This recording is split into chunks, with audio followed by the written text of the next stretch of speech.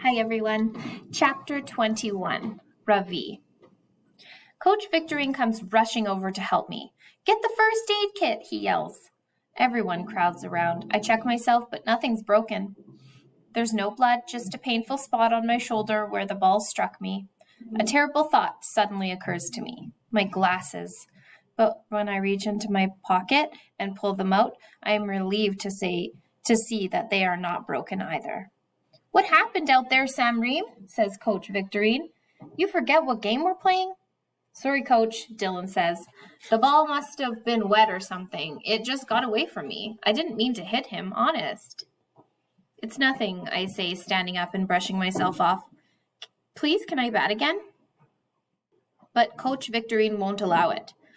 How about you take our young friend down here to the nurse's office so she can look him over, he tells Dylan. We don't want to take any chances. As Dylan and I walk to the nurse's office, it seems I do most of the talking. I have so much I want to say. Can you believe Mrs. Beams thinks I need special help? I laugh. Ridiculous. You saw my Vedic math. Does she think I'm like Ramaswamy? Who? Asks Dylan. He was a boy at my school in India who couldn't read. Does she think I'm like him or Bigfoot? All he did when we were in the resource room yesterday was talk about candy and look at sports magazines. Ha! Make sure to tell the nurse it was an accident, says Dylan. I didn't hit you on purpose. No worries, man, I tell him. Do you know Kapil Dev, the famous Indian cricketer? He came to Vijay Mandir as the chief guest at our sports day last year. My best friend Pramod and I had our pictures taken with him. When you come to my house, I'll show you. You can see all my trophies too, and Amma will make dosas for us. Our garden is quite big. Maybe I can teach you how to play cricket, and you can teach me how to hit a home run. Dylan smiles and winks at me. I can hardly wait, he says. Do you think he's sincere if he says, I can hardly wait? When we arrive at the nurse's office, Dylan reminds me once more to explain that he didn't hit me with the ball on purpose. Then he leaves and goes back to class. The nurse gives me an ice pack for my shoulder and tells me to lie down on a cot and rest.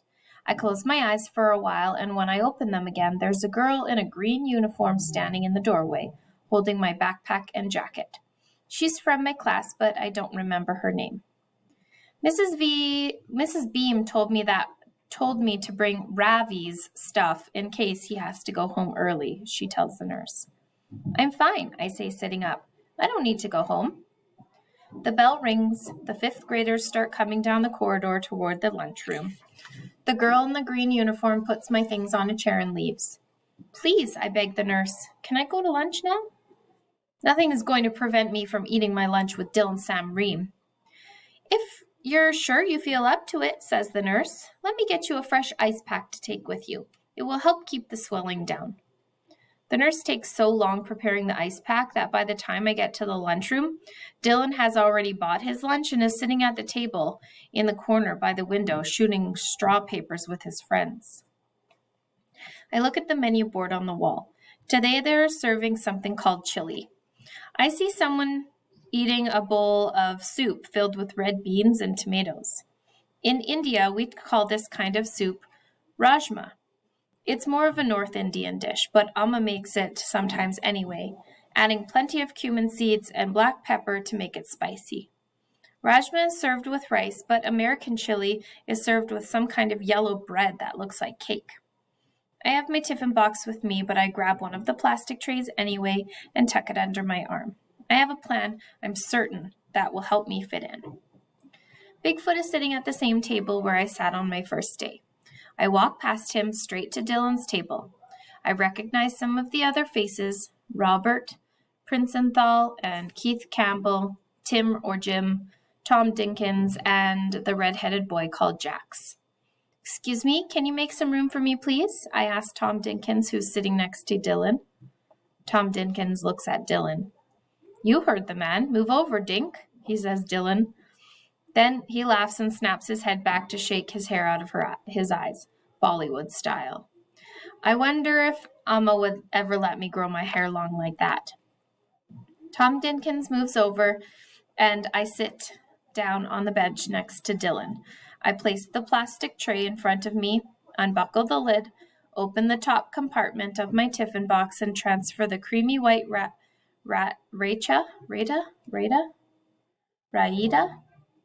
I don't know how to say that.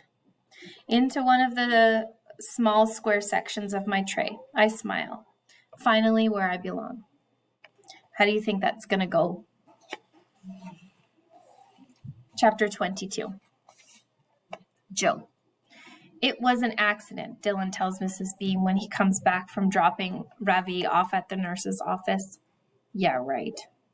Selena Gervais, who's wearing her dorky girl scout uniform as usual, volunteers to pack up Ravi's stuff for him and take it down to the nurse's office. She accidentally drops Ravi's pencil case as she's trying to put it in his backpack, and the last of his 3 mechanical pencils goes rolling under the desk. Who do you think's going to take it? Dylan sees it, and before Selena can bend down and pick it up, the pencil disappears down the front of his pants. She hunts around for it a little, but all she comes up with is a balled-up piece of paper. Crud.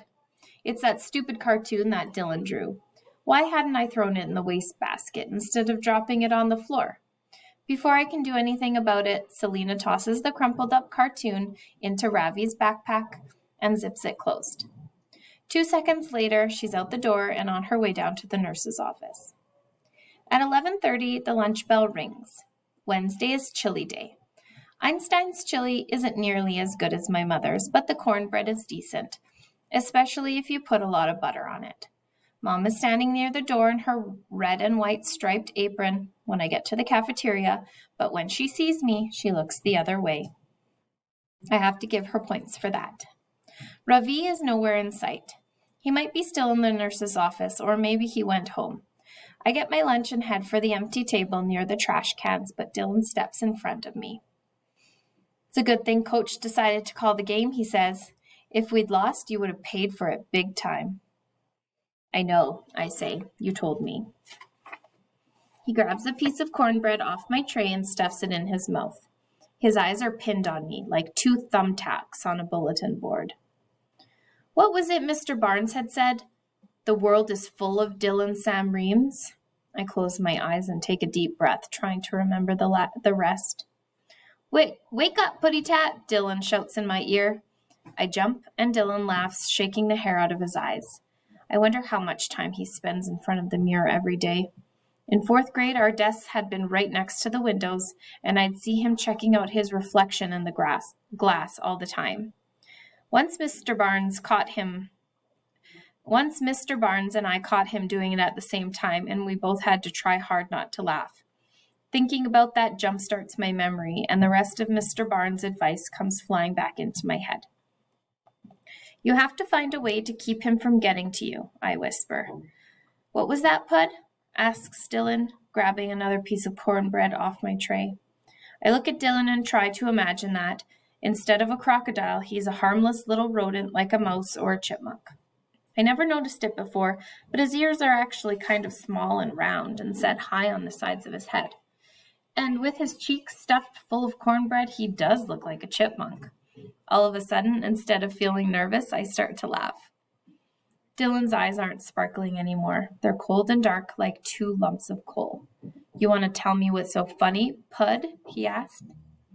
As he hitches up his saggy pants, I notice his boxers for the first time.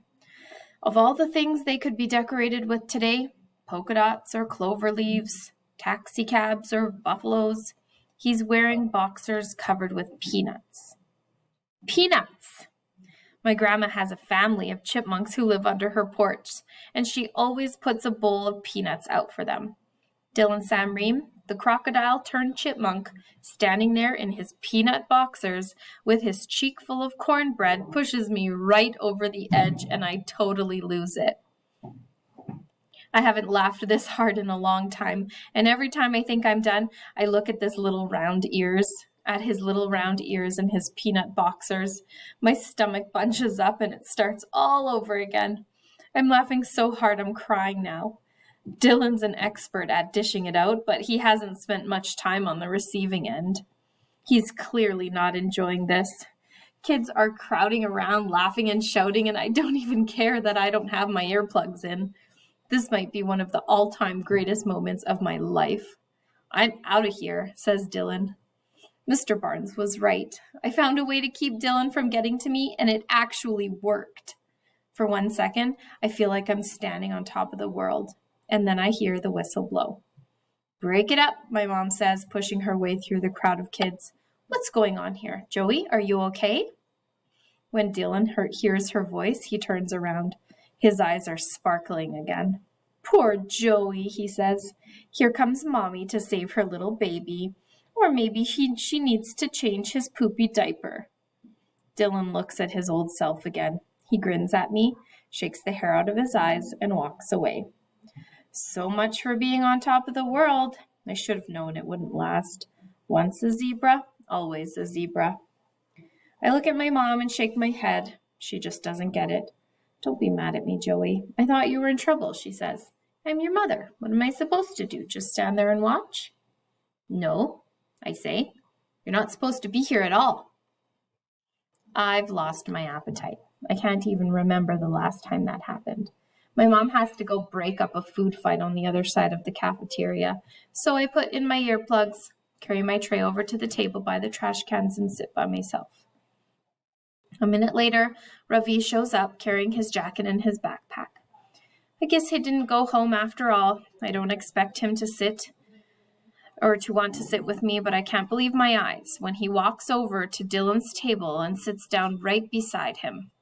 Maybe that ball hit him harder than I thought, because I'm pretty sure he's lost his mind. Chapter 23. Ravi. How do you like Einstein so far, Ravi? Asks Dylan. Actually, it's pronounced Ravi, I say. Today has been my best day so far. I've been looking forward to eating lunch with you since day one. Did you hear that? He's been looking forward to eating lunch with me since day one. Isn't that nice? If you say so, says Tom. Is that your lunch? Asks Dylan, pointing to the raita on my tray. I nod. There's vegetable curry too, I say. Let me guess, did your mother make it? I nod again. Amma is a very good cook, I say proudly. Would you like to taste the curry? Dylan smiles at me and winks. You first, he says, handing me his spoon. Have you ever tasted chili before? In India, we call it rajma, I tell him, and it's served with rice. Yeah, well, this is American chili, says Dylan, pushing his tray toward me. Don't be shy. Take a nice big bite. I dip the spoon in the chili and pour it into my mouth. It tastes horrible. It's oily and sour, and there's something strange and sandy about the texture. Dylan is watching me closely. Something about his eyes look different. They're glowing. What's the matter? You don't like the chili, Ravi? He asks. I shake my head.